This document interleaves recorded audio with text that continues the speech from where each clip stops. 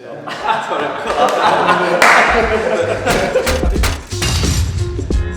Hi everyone, welcome back to Stride Athletics.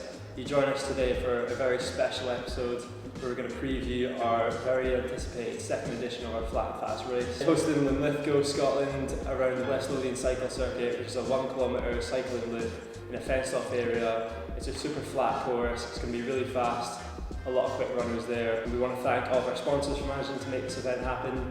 We've got 5 of the same 5k road races as last year, and then an additional 3k junior race, which is our first time hosting a junior race. So yeah, today we're just going to be talking about the race as a whole, our predictions for what's going to happen, the start list, and we're going to be joined by 2 very special guests as well, and see what their thoughts are. Yeah, so I'm really excited today to welcome in 2 very established Scottish runners. Gavin Smith ran 14:01 for the 5k, and we've also got Duncan Robinson of Gifton who's ran 14:06. So yeah, come on in boys. Thanks for having us. No worries, no worries. Good. Good. How's the injury going? Yeah, it's alright. Finally running again. Yeah. Still a long way from racing. Yeah, so that's obviously 2 flat and fast races you've missed now, big 4 races. Yeah. So yeah, so obviously didn't know it was a stress fracture, wasn't it? Yeah. So that was 11 weeks straight, no running. But back now? Oh, back to a little bit of jogging. Yeah. Plans to race in the summer? Or? Yeah. Maybe by the end of summer we'll be race ready, but just one day at a time right now. Obviously, Duncan, you're a mail entry for this year's event. How's training been going for yourself? Training's going alright. It's pretty consistent so far, and I think that's like the most key thing for training is just getting in. Sorry, Gavin, to mention that. But I mean, leading mail going into it, I think Jack Adams got me my 4 seconds PB wise, so I think he'll be one to watch as well. Yeah. But no, I'm feeling good, and like can't wait to race on the flat course. It's been a while since I've done a flat, fast course. Hopefully with good conditions. I was at Armagh, that's where I got my PB, but it wasn't the best there. It was quite windy, so hoping to redeem myself a bit. Nice, and you've obviously started up your own sort of social channel, Cult Running. Yeah. So people get a bit more of an insight into yourself, and obviously guys like Craig Shannon who just competed for GB Under-20s level champs, and a few other boys. So yeah, how you finding that kind of stuff? Like, is it something you've always wanted to start doing aside? Or? I think we've spoken about it for a wee while, and it's something everyone's quite interested in, just having fun making videos, and obviously we're all quite self-centered and like filming ourselves, so one day we were just like, let's make a wee channel, and it's pretty amateur, like footage isn't the best, but it's don't say that, plug yourself up, come on. It's good fun, there is like good insight, yeah. And we try and film everything, and yeah, we don't leave out all the bad bits, we keep everything in. So yeah, check that out if you want to see more. Nice. And then obviously the race is next Saturday, so it's looking like quite a strong field in both the men's and the women's race. Towards the front, obviously you mentioned Jack Patton as well, and yourself, and a few other boys are in there, like obviously like Ross Good, who finished third at last year's event, a few other boys as well. We're running sort of down low to 14 minutes. I think there's 70 boys going for sort of 15:15, which must be up there, one of the sort of most sort of depth-wise races in Scotland, I'd say. So it's like quite obviously. We've got the podium events down south, it brings that sort of crowd together, so it's good to have something like that in Scotland, obviously. So what are you sort of expecting in the race? Like, tactically, are you just going to sort of go gun-ho, are you sort of going for the win, or are you going for a time here? Like, put your cards on the table, Duncan. I don't want to give too much away, but I think if conditions allow, there's no reason for people not to run fast. I think you do need to be courageous, and if you want to get a fast time, you need to put in the effort for it. You can't expect everyone else around you to kind of drag you around. Kind of needs to be a team effort, although it is still a race at the end of the day, so if someone's tucked in behind you and they're in a better position, fair play to them for making that decision. But yeah, I think with guys like Ross Good, who I train with all the time, I think he'll be one to watch, and he's not raced too much through all the season. He's not been around for a long time, so I think his potential, his ceiling has not been reached yet. So I think there'll be a lot of faces near the front that people might not expect. But it is like the perfect place to run fast. And without that travel down south, people should be a bit more fresh in the legs and should have a bit more to give, which is always a plus. Yeah, and obviously Gavin, you won't be racing, you were sort of Chief Marshal, I believe. Oh, yeah. So what are you sort of looking at the race, obviously from an outside sort of position, without sort of obviously Duncan sort of just sort of focusing on him sort of selfish up in the day, like who are you sort of looking at sort of like bringing the, obviously the sort of challenge that Jack and Duncan at the front? Like, well, I think it's probably going to be a two-horse race. yeah, I think Jack and Duncan are standouts as that's bold. the two guys to beat. But I mean, some other quick guys in the field. Alistair Marshall, he's run 14:06 in the past, and you know, he can maybe come up with a little bit of magic and challenge you guys. And again, Ross Good, that's someone I've noticed him from a while back. He's just every time he races, he's a little bit quicker than the last. So, and a previous medalist as well, so he'll want to stay in the podium, I'm sure. Yeah, Alistair Marshall, he knows how to like run a gutsy race. He'll just go for it sometimes and just leave everything out there. I mean, he's had some really good performances as well. As you say, he's ran really close to 14 minutes, and I think that was a wee while ago, so he definitely run close to that now if he's in shape. So, I'm talking about front runners as well. You've got Michael Ferguson there from Aberdeen, who's a pretty gutsy runner as well. And I can't remember Michael's PB, but he was in a little bit low 14:20 as well, if not faster. I think it's going to be a good race, like you say, if conditions play its part and stuff. It could be, I think that course record of 14:30 that Ben Portuguese last year could get smashed, to be honest. But it'd be a good few boys. Like, yeah, I'm looking forward to it, obviously. And in the sense for spectators, it's probably, off the top of my head, probably the sort of most spectator-friendly non-track event in Scotland that I can think of. Like, you stand in that right location, you can see the full race, can you? So, like, especially this year, they've helped kind of like landscape the sort of grassy, weedy areas as well. So a lot more room for people to come along and kind of spectate all parts of the course, which should be nice. Yeah, I was going to actually ask kind of about that as well. With having the spectators there, being like a lapped race, obviously just under a kilometre per loop. It's not obviously as short as like 400 metres on a track. But then I'd say that maybe the fastest road 5k in Scotland at the moment is probably Silver Nose for Scottish Champs. Do you think also having a really flat course at flat fast, it being lapped like that, is going to help you being able to see like spectators more frequently than maybe on like an out and back course? Yeah, I definitely think that plays into run faster times. And last time I ran Silver Nose, it was pretty quiet for maybe 2 miles of the course. And you just feel that disconnect from the crowd. And I think when you hear, you know, maybe it's your siblings or your teammates shouting you on, it does egg you on to run faster, to dig that little bit deeper. So definitely will help run quicker. And the fact it's a lap race as well, it's mentally so much easier. I think it's 5 laps. It's just quite a nice number to just tick off the laps. And you know, sometimes with these kind of races, you're not even thinking about it until like, wait a minute, I've done 3 laps, I've only got 2 to go, and it's a good way to keep going. I think spectators did really enjoy it last year, because especially when they started like the final race the night before the race, and it was dark and the lights that came on and stuff, and the night before we started digging into the atmosphere, and like came down the home straight. Obviously, Andy McGill had that amazing last lap because he was chasing down Ben, and like I remember having actually sort of push folk off the course a wee bit because they were like 2 or 3 deep at the finish line trying to see what was going on, and it was just like sort of like you say, just sort of builds up that sort of expectation, you know what I mean, and just having folk cheering you on, like, and because it's such a short loop, like you say, like, I think it's 960 metres a lap, like you're going to have folk probably majority around the course screaming at you and stuff, and the cowbells will obviously back this year making some noise, so like Gavin ringing at his best till now.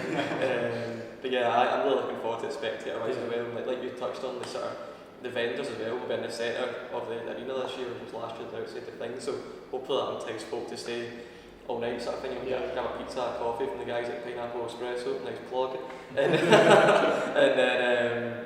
have a cowbell, make some noise. Like, I think it could be a really good day of racing. Should be good. I think that's one thing we tried to do a lot more this year as well, is like kind of take inspiration from cycling as a sport. And you look at like Tour de France, World Cycling Champs, and just people like with signs getting in their face, like lining up the sides of it and all that. Like, if we can get like a wee bit of that kind of atmosphere involved, I think that's going to help people, like mostly like, with the people racing. Yeah, well, you were there the run, mind when the World Champs were in Glasgow, we went the run around the Sunday, and it was like me, you, Chris McLeod, Jamie, and got a big hill at Strathclyde. Was it you and Chris? And it was like 3 people deep already, and the bells, and that's what inspired the cowbells were flying fast, because you were loving it. Like, this was 3 hours before the race, the start. And that's probably the loudest tune I've ever had running in my life.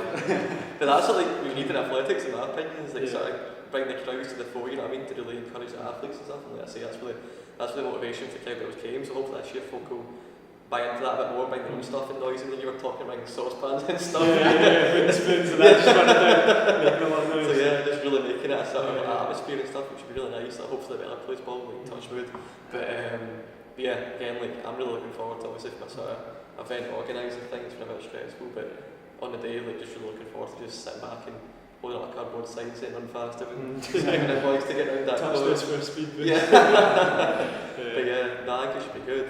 But also like, it's not just about obviously Stripe just set up to sort of promote racing and stuff like that, but it's not just for the fast guys, it's for everyone. So even like this year, like we've had added in this extra race, which is going to be a sort of 21 minute plus race. Like even just seeing the depth of that sort of end of the course, like I think it's about 70 people run between sort of 21 high to sort of about 30. So just obviously hoping that they'll come along and sort of run their race and then watch guys like you done and sort of be inspired by that, you know what I mean, next time shooting guys like you on. But it's nice to see sort of like folk of all abilities and stuff buying into one event and sort of staying for the night. So I'm looking forward to stuff like that, and even like the women's race this year is looking. I'm really looking forward to watching the women's race actually, because like you've also got Sarah Calvert ran for GB, Natasha Phillips ran for GB. Who's the other motorrag? Miller, who ran at the Commonwealth Games, stuff like that. So like the three of them are like just going to be mental, I think. And then obviously get Beth Angel and Eve McKinnon, who was like 6th at Scottish Champs from West Districts. I think it's going to be a really exciting race, and it's going to be a pacer as well in the women's race to try and pull them around to that 16-minute time. So yeah, what's your predictions, Gav? What are you thinking? I think Natasha Phillips is going to be the one to beat there. Yeah. She's coming off some pretty good form, I believe. She had a good race in Paris recently. Yeah, I couldn't tell you what time she ran, but 34 minutes maybe for Duncan. yeah, well, that's not mucking about, so. But rumour has it you were back in. I'm taking Sarah Calvert over Natasha Phillips. I think if she's there with a case to go, that leg speed's just, there's nothing stopping it. She's gonna overtake her. She's gonna kick all the way to the finish, and I think it's just that's how it's going to play out, to be honest. So I'm putting my money on strength and speed, Duncan. Yeah, well, some people have both, so Talking about experience. it's what you need to win races nowadays. But yeah, I think I don't know, man. I think Morag's got the fastest PB, like 15:39. Like, yeah. obviously she's had 2 kids and stuff since, and she's obviously done really well come back for that. And I think her husband Lewis organises the still in 10k as well. So. It's hard to play against someone with a 20-second PB over the rest. Yeah, but obviously, you've got to have the form just now. So. Yeah. That PB off the track. I'm not sure. I'm not too sure. It'll be interesting to I think Natasha's got to be favourite just from her recent. Like she stormed round Falkirk, like absolutely stormed it. But yeah, like you say, I think if Sarah's like on her, it could be a very interesting race, especially if like the pacemakers bang on. You know what I mean? The two of them are like on that. Like it comes down to a lap to go. It's popcorn time. I mean, like see what's gonna happen. It comes down to experience as well. I'm sure Sarah's probably got a couple more races under her belt than Natasha. So that'll come in handy maybe. Yeah, definitely. I think as well up at the top end of the field it will thin out, so there is no hiding as well. You're not going to be in a huge big pack if everyone goes with the pacers, that is. So it could be a completely different race if people decide not to go with that pacer, or if the pace just is slightly too hot. So maybe it will just be who's got the most fans cheering their name on the day. Who knows? Well, Gavin is cowbells, I'm sure he'll be cheering us. But yeah, I'm pretty sure you made a claim about a minute ago before we come Cam that your girlfriend was going to win it. Oh well, I think Daphne will have a good go at it, but I don't want to speak too soon for her. We'll see what magic she pulls out. Yeah, it's quite a simple course as well, but there is a couple turns like at the kind of upper section, like mid section of the course. So I feel like even though it's easy to run, easy to navigate, there is still opportunity there for tactics to come into play and people to kind of take a certain line and maybe push a little bit just around that sort of turn section at the top. And that could kind of actually play to some people's strengths quite a bit as well. It's an opportunity as well just to check behind you, see who's there and see if they're hurting as well. If you want to put the hammer down. I think it's always good when you've got that in a course. It's not just a straight line like Kipchoge's like sub 2 hours. You've got a few different things there to help you. The quality of the races we had last year as well was something that was quite unexpected, like especially in the B race. The likes of Ethan Lorimer just taking it out really hard from the start. I think he was more surprised than anyone just about his own performance. Ended up winning the whole B race field by about 30 seconds. Ended up coming 12th overall in the whole event. And then the A race as well, such a stacked field. And even with a lap to go, it was Ben Petroikis and Tom Martin neck and neck with less than a kilometre, probably about 800 metres. And even from then, it was down the home straight. I think Tom Martin got pushed back to 4th. Andrew McGill came through with a really strong finish. So I think on the day it can be really kind of unpredictable about who's going to win. No one's going to be out of the race until the final lap, that's for sure. So it'll be really interesting to see what happens. So any predictions for this year for the men's race? Start with the men's race. Ladies first. So I think going from third to first, I think Michael Ferguson third, Duncan second, Jack Patton first. Jack Patton first. Yeah, I just it's a close one to call between both of you because I think you're both quite similar runners, both like 15/5k kind of guys, but I don't know. I just get that feeling Jack's going to do it. Everyone's entitled to their own opinion. But you're wrong. Magon, I think Mike Christopher, by the way, could sneak a third. I think he's training quite well. I mean, he didn't train too long on Tuesday, so when it howling his wee legs are sore, but I think Mike Christopher could come through in third, and then, yeah, I think maybe, when was the last time we raced? A road race? Yeah, or anything. About over a month ago. I don't know, man. I think you could sneak it just from the. I'm going to go Jack second, just from a lack of racing recently. Go with Duncan, the top dog. I appreciate that. I got you. Thank you. Sit next to me. I've got to say that. For my predictions, I'm going to say Ben Sandilands third, and then I'm going to go Gifford North 1, 2, me and Ross Goods. He's the top returner, so I think he's going to do well. I've seen him train, he's a fit man. Not fit me though. Yeah, I think Ross Good, having ran it last year, he knows what he's getting himself into and he knows the course, because there were some people last year that did a race, they did some training on the course and then did our race and felt like it was good that they'd seen the course before. So I think that's going to play to his advantage. But I still think it's going to be a battle for gold between you and Jack. I don't know, I feel like it's kind of hard to tell, obviously only being, 4 or 5 seconds between your PBs. Who's got the faster 50? Because I feel it's going to come down to that. I think you both find PB in the same race.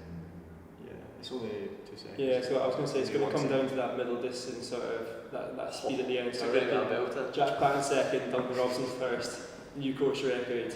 I think the top 3 are going to smash last year's course record. I'm predicting. Yeah. I think it's going to be a fast race, so it'll be good to see. What about women? Natasha Phillips has said before that she's going for sub 16. I think that not many of the other girls are necessarily in quite the shape right now to do it. It could prove me wrong the day, but I think Natasha Phillips will take the medal and the women's course record. I'm going to, if it's a tactical race, it could be a battle between her and Sarah, but I still think with the pacer being involved, it's just going to be purely Natasha's one to lose. Natasha first, Sarah Calvert second, and then Morag obviously being the only one to run sub 16 before. She'll be third. So I think that's the 1, 2, 3 for me. For the ladies, I think I'm going to put Morag for third. I think she's got really good pedigree over the distance. She's obviously got the fastest time. She's definitely going to come away with the medal. I'm still holding firm. I think Sarah Calvert's going to come first, Natasha Phillips second. Natasha's really good over the roads, but I still back and kick and see her. Nice. That's my prediction. I'm going to go with Beth Ansel in third. Then I think Sarah second, and I think Natasha. Just the strength, just to be shown Falkirk and stuff, I just can't see past it. But obviously having that pacemaker, and if Sarah can get dragged around and sit and kick, it's going to be a very exciting last lap. But I just think the strength that Natasha's got at the moment, Natasha's my race favourite. Yeah, but I think you're right. I think Natasha is gonna walk away with it. But I do think Sarah will make it hard for her. I don't think it's going to be that easy. Yeah. But I think my teammate Eve McKinnon's going to sneak in to get third place. He's buying you dinner the night. But I just think obviously nothing against last year's race, but I think 7 or 8 women in this year's race could smash the course record for last year. Yeah. Just I honestly think it's such an exciting race. Same with the guys' race as well. Yeah, I'm really looking forward to both of them actually. Just like say the Velaplus ball and stuff, it could be such a great night afternoon of racing and yeah, obviously big crowds, free entry for spectators, obviously the vendors and stuff there. pizza, coffee, massages. Also the whole media side of things as well, like really bigging up, a couple of media things coming around. Yeah. You yourself on in-house media, got a couple other media folk coming along, the videographers, photographers. Can we get cult media along as well? Maybe we might bring our videographer with us. Yeah. Just whoever's got phone charge. Yeah. But nah, I guess it's a great event. You got anything else? You got to plug the merch in it somewhere? Yeah, I was going to say we just definitely upped the ante since last year, which obviously that was our first event. It still went really well.